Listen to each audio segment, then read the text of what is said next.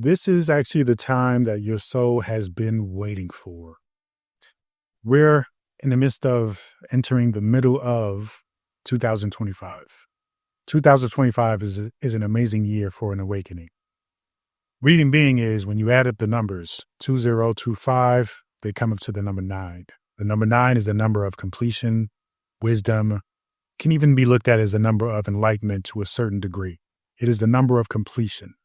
And when we think about our spiritual journey, all we want to do is feel complete. My name is Peter Abundant, aka Dr. Abundant, PhD and ordained minister of metaphysical sciences, which is the study of spirituality. I am also the author of The Enlightened Shadow and Spiritual, Not Religious, both available on Amazon and Audible. So when we think about our journey up to this point, and we think about this year, which has been a crazy year to say the least, one thing is for certain that this year, especially when it comes to craziness and chaos, we often look at it as bad. We often look at it as, hard times, dark times. But in fact, what it really is a moment in time for awakening. Now, the awakening happens when things are unsettling, when things are harsh, when things are even dark, maybe even considered negative. Your job, though, is to recognize where this quote unquote negativity is coming from. What is it triggering within you? What is it within you that is being bothered by this quote unquote negativity? And when you do that, you essentially allow yourself to enter a portal, enter a path of revelation, acknowledging that the reason why things seem so negative is because there's a part of you that needs to be healed. There's a part of you that needs to be exposed, needs to be revealed, needs to be discovered, explored. And so your job during this time, during this year, during this moment in time, amongst all the chaos, is to awaken to who you truly are. That's the objective. That's the point of all of this. So don't take and look around, right? And look at what's happening in the world, the chaos, the war, the violence, the division between two sides, and how it seems like we are more divided than ever before, the racism. Don't look at that as something that is outside of you in terms of really nothing you can do about it, but just be upset and be angry. Look at it as a reflection of yourself, your own internal battle, your own internal struggle, areas and aspects of you that you haven't seen, you haven't looked into, you haven't evolved beyond. Looking at your ego is very important because all these things is essentially a symptom, a byproduct of an ego mindset. And so when you take into account, okay, what is the ego really? You can't get rid of the ego. I don't care what anybody says. You shouldn't get rid of the ego. It is a part of the paradigm of this reality, why we are here in this physical realm. We are here to master an understanding of the ego, not just get rid of it. And so when you think about the ego and you think about how it relates to how you see the world in a negative place, it essentially lends itself to you understanding that when you master the ego, you master oneself.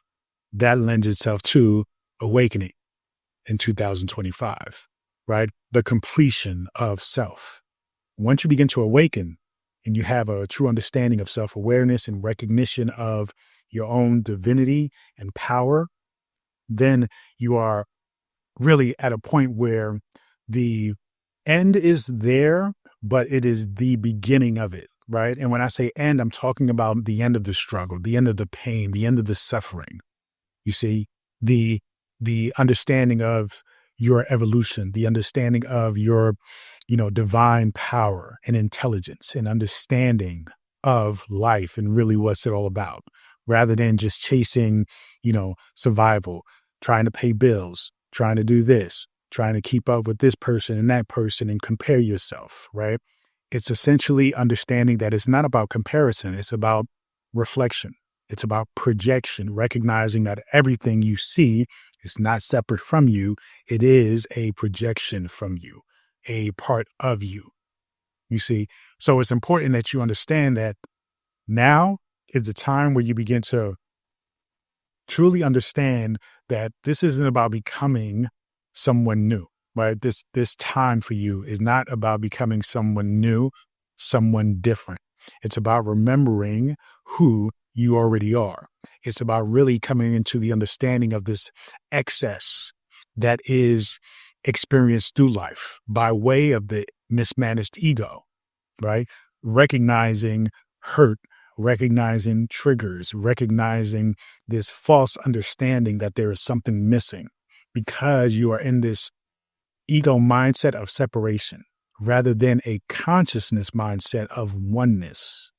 And so when you start to understand and think of things from a standpoint of oneness, then the separation, you see it as what it is, right? Which is an illusion. Okay. And that is what the ego is. The ego basically is a concept of an illusion, a false self, right? Remember the contrast. The universe consists of contrasts. There are contrasts of essentially the same essence, right? You have consciousness, which is the core of who you are. You have ego, which is the false self. Consciousness represents the infinite aspect of your divinity, your spirit, your soul, even. And then you have the ego, which is essentially the representation of the physical body. And so, as a person in the physical body, you want to protect that body. And therefore, you protect things by understanding a separation, seeing a separation between yourself and that person or that thing, that situation, right? And so when you start to understand this contrast and how it works in this physical realm, then you begin to understand, right? You begin to gain wisdom, So you have to recognize that for you, as you're going through this awakening this year, you want to see that there are signs, right? And there are essentially 3 signs that are letting you know that you are at a moment of awakening. And I give you these signs to comfort you, to allow you to just relax in the awakening and not resist it. Because the simple fact is you can't resist it. The simple fact is, once you experience something, see something, learn something, you cannot not experience it. You cannot unsee it. You cannot not, right, have it, own it. And so your job here is to recognize your awakening and thus allow it to continue. So that way the suffering ends. That way you are able to master the ego and put it in its proper place. You are able to manage it well, you see? So the one thing you will begin to feel is you begin to feel out of sync with things that you used to love, things that used to excite you, right? Whether it be, for me, example, I used to love going to the movies. I used to go to the movies every single week. Thursday night, Friday night, I don't care what movie it is. The best movie that I'm interested in that particular week, I would go and I would just be entertained and I would practice, escapism, because essentially that's what movies are, right? Even, just acknowledging the art form of movies, right? Because that's what eventually happened for me was movies were just movies, forms of entertainment, forms of escapism. And I would get into, any kind of movie, whether it be violent action movies, whether it be horror, whether it be drama, negativity, whatever it is, right? I would go and I would enjoy myself. Now, what eventually happened is as I was awakening, that same experience of movies began to shift. It began to come to a place of me wanting to only see particular movies, right? Being mindful about, okay, what kind of movie do I want to see? Maybe I'm not interested in horror as much. I feel like, first off, I've seen it all. It's hard to do horror movies nowadays that are unpredictable and different and original.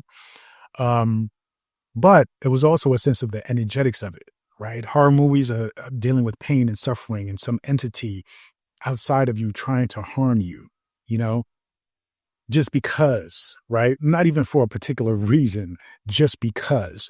And that didn't align with my understanding of the universe and entities and spirits and self. And so that didn't resonate with me anymore.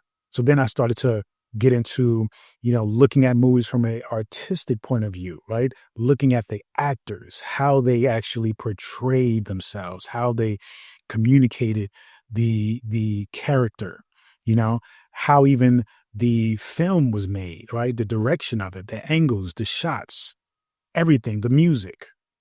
And then eventually that was still the negativity of the movies and what I was ultimately getting from it just did not align with who I am, you see? And so eventually over time, I just didn't enjoy film as much anymore. Now, that's not to say, and I know a lot of people make this argument that movies are just not as good as they used to be. Well, one, movies are harder to make.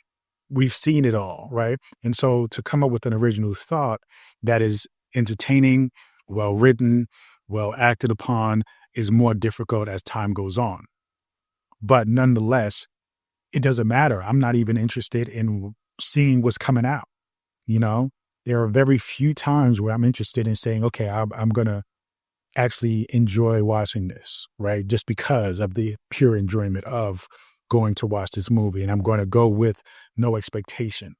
So, movies, that's a prime example. You can go down the list of other things, but movies was one of us. And so, for you, you're starting to see things that you were fanatical, obsessed even about that are beginning to change for you, where you just don't like it as much anymore.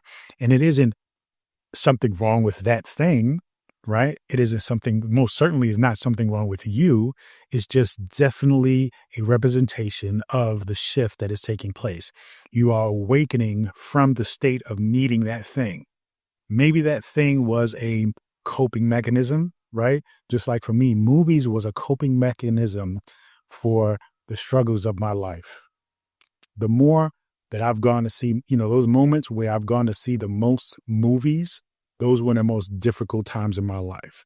And so those movies were absolutely escapism for me, because it allowed me an hour and a half, 2 hours to 3 hours to take a break from my struggles, take a break from the world, take a break from anything that I am stressed about or worried about and be in a whole nother world universe. You see, so you have to identify that for yourself, whether or not this thing was actually a coping mechanism, something that was distracting you from dealing with something. And somehow you started dealing with it. And now you're starting to recognize that thing doesn't resonate with you anymore. You see? So you start to feel a sense of difference in what you like versus what things are intriguing to you now. That is a very important thing to recognize. Some people see that, what they once loved or what they once enjoyed or was excited about, they, you know, shift from being excited about it and they think that maybe they're going through a depression. Okay. And that's possible, but I'm an optimist. So I lean into understanding that no, you are growing, you are expanding, you know? So don't automatically assume the worst of yourself along this journey that you're on. Assume the best and take on this mindset that you are becoming your true self, which isn't aligned with that thing anymore. And that is completely fine. It's more than fine. You see, another sign that you're awakening is that now you are questioning everything, even spiritual beliefs. And questioning is not a sign of disrespect, is not a sign of thinking that something is stupid or dumb. It's really going into a deep dive into that understanding, into that thing with a sense of wonder and inquiry, asking yourself, wait a minute, okay, if there's a belief system that the divine is within us, ask yourself the questions about it that come to you. What does that look like? What does that mean? Does God look like something, right? Is God a man or a woman? Because if I'm a man or a woman, what does that mean? Like, ask yourself the questions. Allow that space for yourself. Allow that safety for yourself because it is fine. It is a part of your journey. Many of us who were raised in, say, a religious background were told to not ask questions, you see, because questions were in fact the doorway to the spiritual journey, the spiritual path, a true deep understanding of oneself and the way you interact and create the universe around you. And if you're not asking those questions, then you're stuck in this box. You're stuck in a box of somebody else's teachings, expectations, and desires. And that's not okay. You must be free to ask the questions, any question, and allow yourself to ask a question, not from a place of looking for fault, looking for flaws, looking for what's bad, but from the standpoint of, again, being an optimist, looking for the beauty, looking for the resonance, what resonates with you about this idea, because something resonates with you about it because you're thinking about it. You see, even if you're thinking about it in a way that it is, you know, in conflict with a past belief or a current belief, but you've heard this thing and you're saying, wait a minute, but what about this? But what about that? Then go there, you know, and go there with the intention of seeking, with the intention of finding answers, not finding fault, not finding problems, but finding answers for you in order for you to feel, more comfortable, more at peace, of course, more excited about the journey of this inquiry, right? About this idea that was brung to you, or maybe you even just simply realized it amongst yourself. But you must recognize that asking questions is by far the key to true, true wisdom. I always say that, one of my first spiritual understandings about the universe and spirituality and insight was the question why. And, if you may have kids, I'm sure you've been around kids, but one of the popular questions kids ask is why. They may have a question. You answer the question. They may follow that up with why, right? Why do dogs bark? Oh, they bark because da da da da. Okay, why? Then you answer that. Then the answer question followed up again is why that? So why is an infinite question. And it is a question that is very important toward the development of your mind, but more importantly, your life and your journey. So every time you ask that question, every time you ask a question, especially an open-ended question, you are allowing yourself to go through the journey of awakening further and further into the questioning until, of course, you get to the point where you're so satisfied with the whys that now you are simply complete, and you are okay with the answers that you have discovered. You see, a third thing that you would do along your awakening is you will find that you are absolutely drawn to nature, to stillness, to solitude, way more than you ever would have imagined and expected. Right. And so you may have been somebody, I brought up the movies a while back where you had to go to the movies with your friends. Maybe you're at a point now where you're going to the movies by yourself. Why? Well, because even though you may be still using the movies as a coping mechanism or a form of escapism, still you are recognizing that when you go to a movie by yourself, you are able to have your own thoughts and opinions about the movie. And you're okay with that. You can go and just enjoy it as it is, as yourself, and everything else is fine.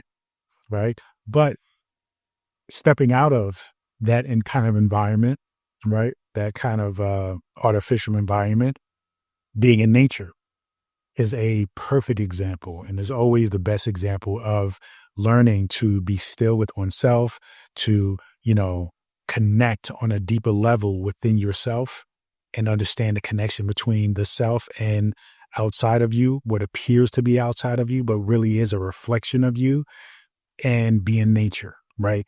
Be still. Just simply be, without a phone, without a screen, without music, without a conversation. Just simply be. Breathe. Allow, just be still for 5, 10 minutes and notice how at peace you will feel.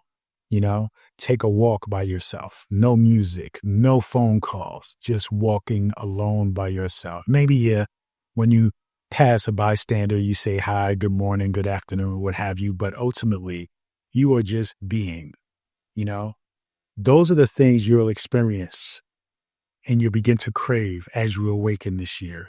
And so I want you to embrace these things, take them in. Don't resist them. Don't think they're weird. If you have a desire to go for a walk, just go. It doesn't have to be a long walk. You can just walk to the corner and walk right back to your house or your apartment. That's okay.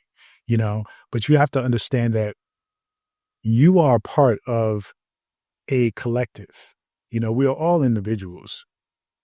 And as individuals, we get to create our own reality, our own universe. But we also collectively create a shared reality, a shared vibration, a shared frequency. And so, the more people who are really tapping into their selves, right, they are coming into different ways of thinking that were maybe taboo to generations previously, like the idea of recognizing God within you.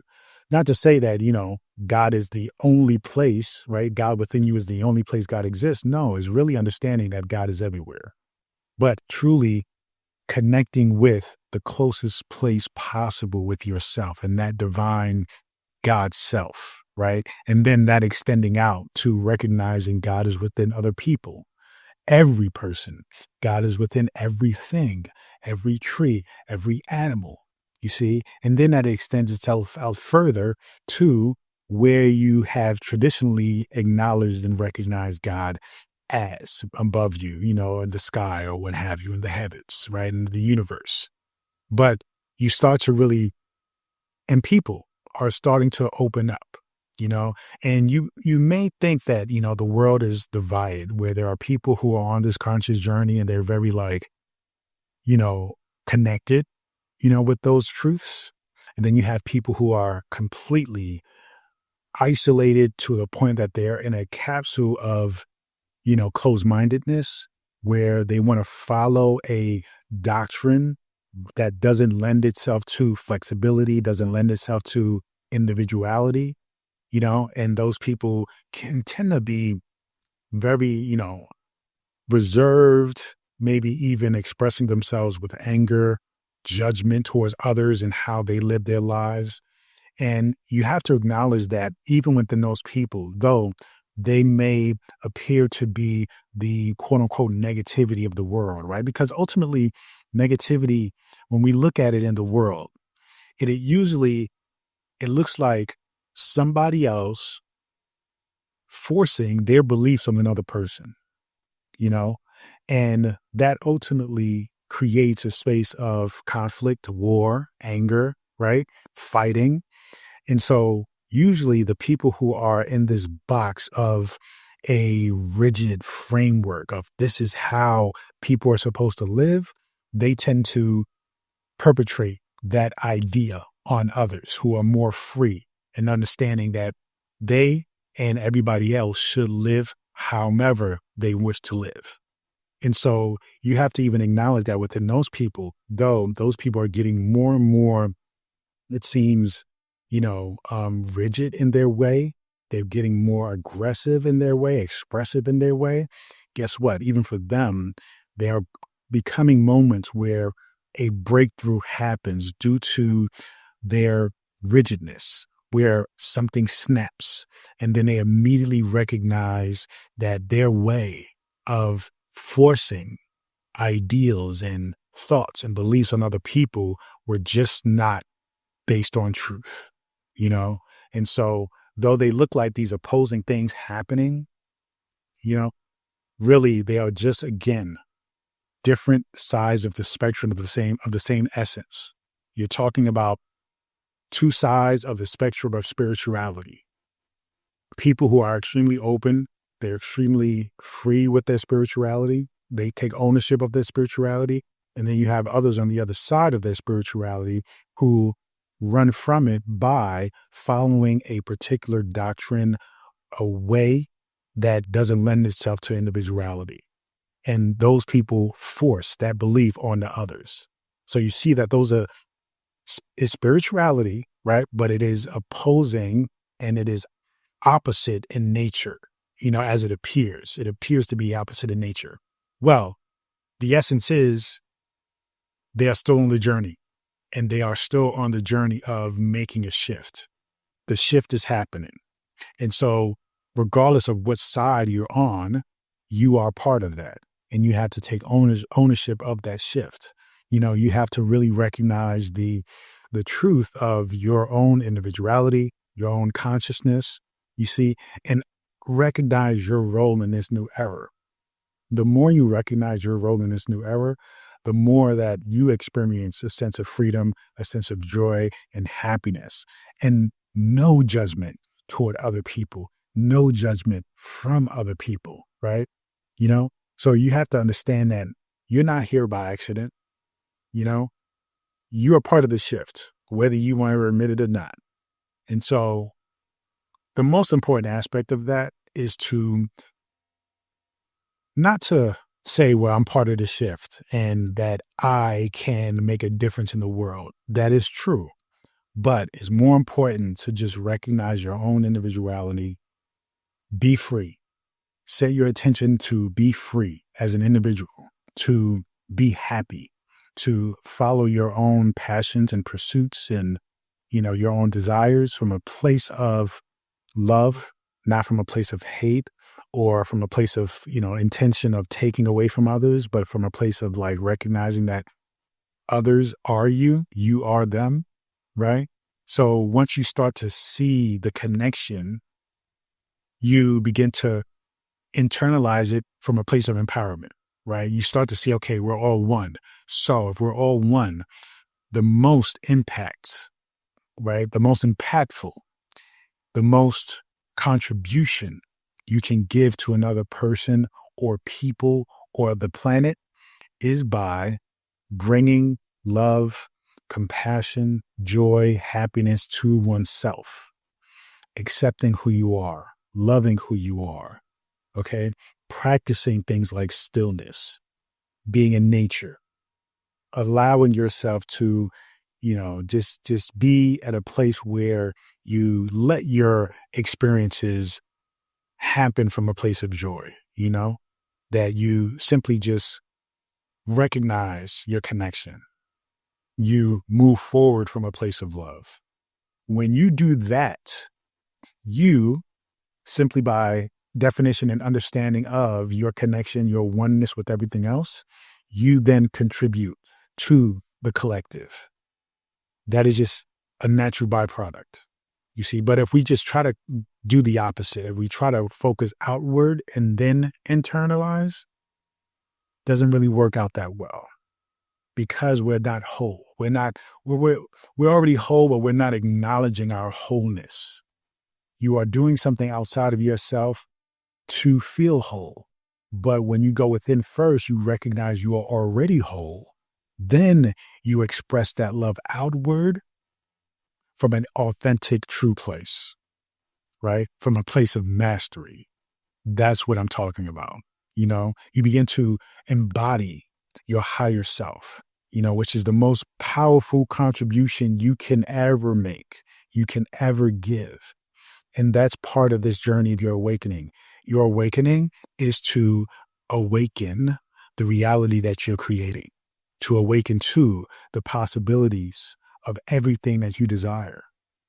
And when you awaken to that, then you essentially support, love, and encourage everybody else around you, everybody else who engages with you, So recognize your God self today, recognize that divine power within you, You're not just waking up, you are the awakening.